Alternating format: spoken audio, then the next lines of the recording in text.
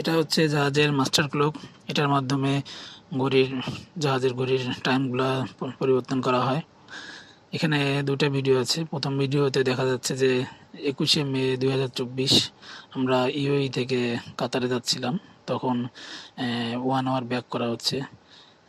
সেটা যখন ঘড়িতে 1টা বাজছিল তখন সেটাকে 1 ঘন্টা কমিয়ে 12টা করা হচ্ছে।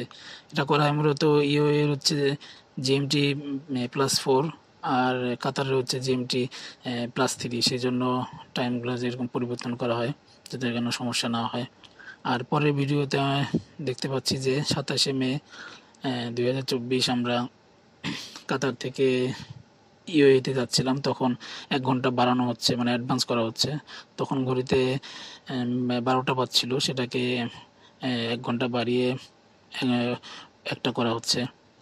এভাবেই টাইমগুলো আমরা জাহাজে চেঞ্জ করে থাকি। এই মাস্টার ক্লকের ঘড়ির টাইম পরিবর্তন করলে জাহাজের যত ঘড়ি আছে সব টাইমগুলোই পরিবর্তন হয়ে যায়। এখানে আমাদের 1 ঘন্টা ডিফারেন্স কাতার আর ইউএইতে। বিভিন্ন জায়গায় দেখা যায় যে 2 ঘন্টা, 3 ঘন্টা, 4 ঘন্টা এরকম ডিফারেন্স থাকে। সেসব জায়গাতে ওইভাবে ঘড়িগুলোর টাইম পরিবর্তন করা হয়। এটা একটা বলতে গেলে একটা মজার একটা বিষয়, এই টাইম পরিবর্তনটা। কোনো কোনো চাইনিজ শিপগুলোতে আবার টাইম পরিবর্তন করে না। ওই চাইনিজ শিপগুলোতে চাইনিজ যে টাইমটা আছে ওরা ওইটাই মেনটেন করে।